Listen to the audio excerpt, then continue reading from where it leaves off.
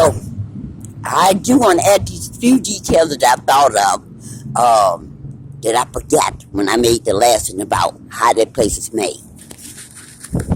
Now, a few women they brought in, well, a few women were screaming that they were. One woman kept saying, I'm going to say it exactly the way she said it. She would say, get the fuck out my head, you bitch. Get the fuck out my head, you bitch. She was saying it all night long.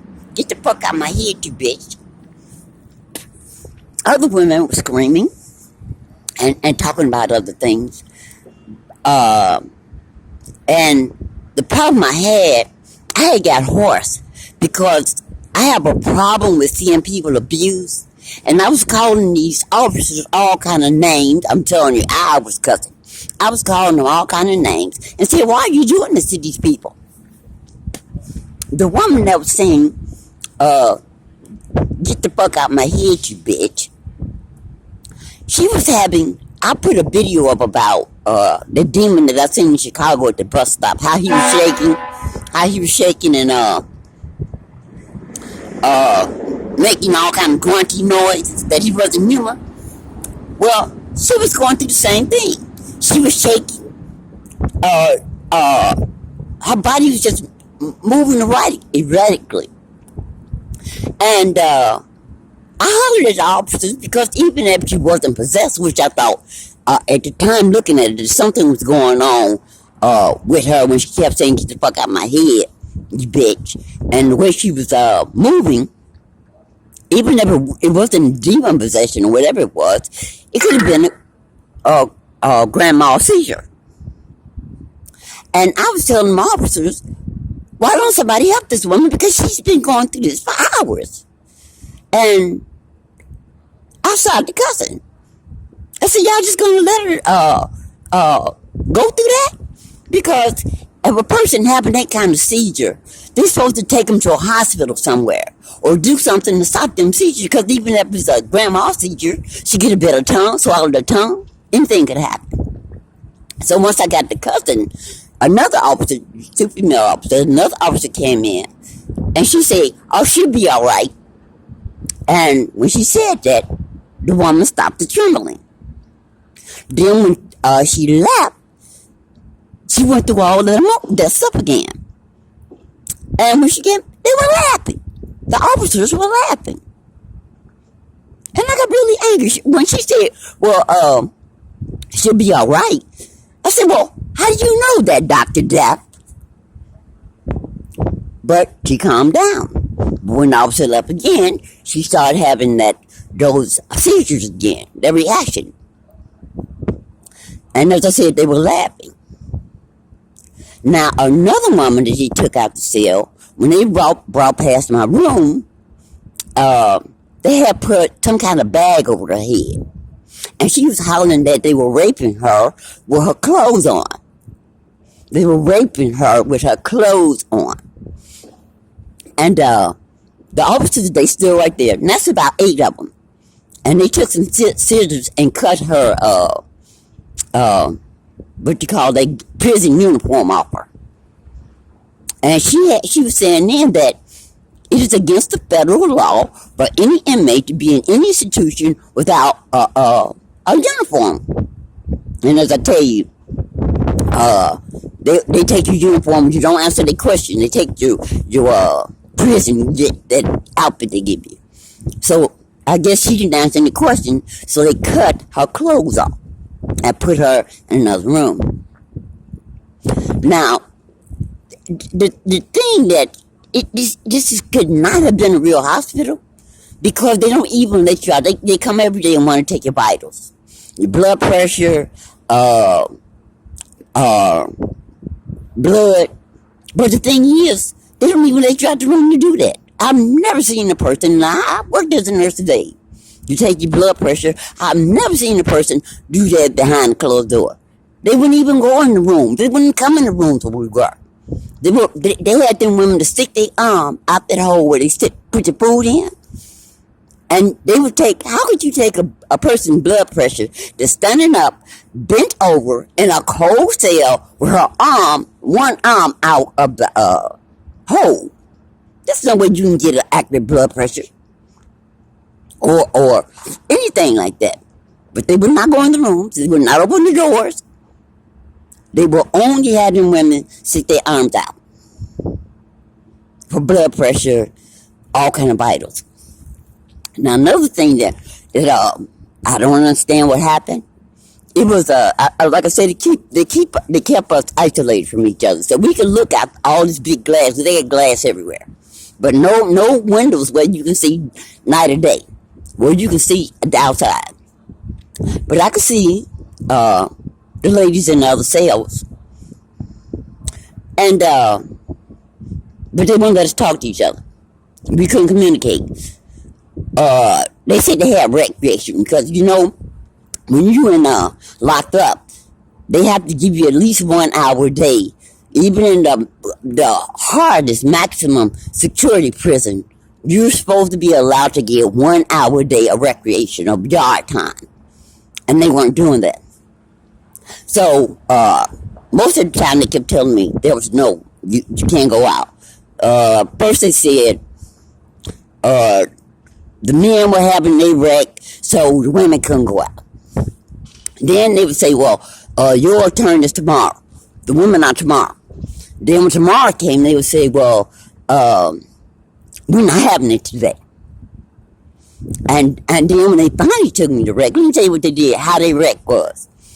They took me out, because I'm thinking I get a chance to talk to the other women. They take me out. Oh, I forgot this too. In the cell next to me was a man. Beard, everything. Now, I said, I can't believe on a woman's psychiatric unit, they got men. Now, at first when I say, some women go through that transition where they take them hormones and be masculine. But this wasn't the case, because women are made different from men. And I've said that before in the past. Men's hands are bigger. Their heads are, I think they measure like 3 times by the shoulders. This, I know Michelle Obama's a man, and that Barbara Bush is a man. But this is clearly a man.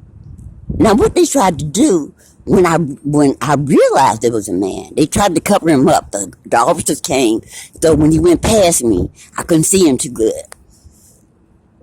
But rec day, when they said it was my rec day, they brought me out and brought the man out. I said, well, aren't the other ladies coming out? Nope, we only take 2 at a time out for rec. So they take me, put me in handcuffs, take us down the hall, and put me in this big room with 8 balls in there, nowhere to sit. I said, well, where are the other people? On recreation, you're supposed to play cards or talk to other people. Oh, everybody has to have rec by themselves. We don't allow recreation, you don't communicate with other inmates. So I'm in this great big room with 8 balls all spread out around the floors by myself. I told her, this is not recreation. What am I do for an hour? But play with 8 balls? So I told her to take me back to my cell. Because if I'm going to be by myself in a big room, I might as well stay in my cell for rec. And they let that man stay in, because they didn't even put me and that man in the same room. They took us down the hall together, both of us in handcuffs. They put him in one big room and put me in another big room. So I had to go back. Now, what really bothered me was they were supposed to be bringing one of the ladies that was right across from me. They were supposed to be taking her EKG.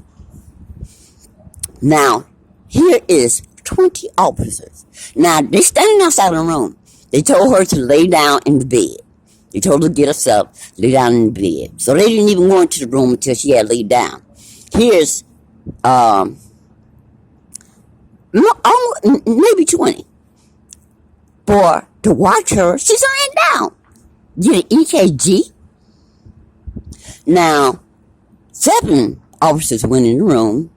3 stood outside, and 5, when they realized that I was looking and realizing how many of them were to come give her an EKG, they went in this room right behind another door, standing in the doorway. So 7 are in the room, 3 are outside, and the other ones are right behind this other door. Maybe 20 officers, probably 20 officers in all. And Sergeant Shine, who kept lying to me, telling me he was going to find out what my court date was. He was one of the main ones that went in the room with her. Now, what was making me curious was, when they went in the room, the way her bed is made, if they were standing on the side of her bed, you should have seen them.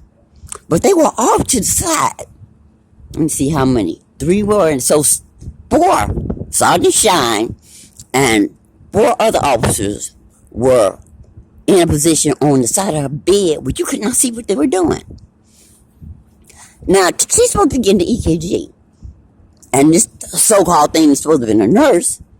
The thing about the EKG was, when you see all those wires that they had to hook to you, hooked to your ankles, hooked to your wrists, hooked to your chest, this is supposed to be an EKG. No wires, nothing.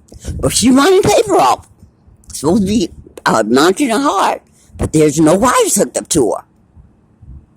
So, whatever they were doing, I mean, all them officers to come in there to get a fake EKG, to look at her getting the EKG. But I'm going to tell you something. They had to be feeding off her, because the 3 officers that were standing outside, I was looking at one of the female things, and it looked like she was going through a thing of satisfaction or something. You can see on her face some kind of emotion, like, well, I can't really describe it. But 20 officers to give a patient or inmate a fake EKG and send in a position where you can't see what they're doing? Well, that's all I can remember for now. But as more details come, I'll let you know how crazy this place was.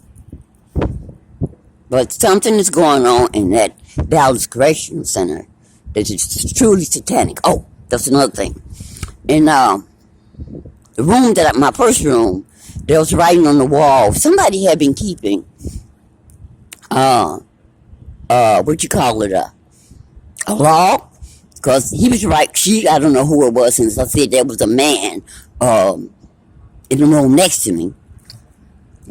They were keeping a log on the wall about certain things, and there were names on the wall. Pittman, Herbert, Johnson, and another name. But at one time, I think he wrote at 4:30, they had forced them to do something. He or she was forced to do something. I couldn't make out what it was, but it says forced. He was forced. They were forced. And when they transferred me to the other room where that double shower was, where that bed/table was, there was writing all over the wall.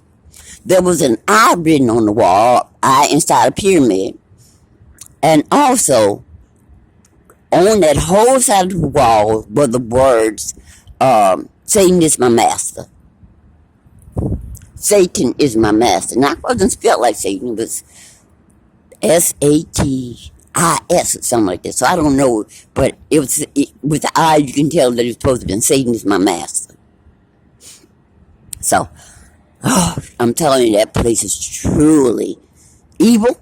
Something's going on in there that's satanic. So, again, guys, I love you. Be proper, be prepared. This place it's something. Love you. Bye-bye.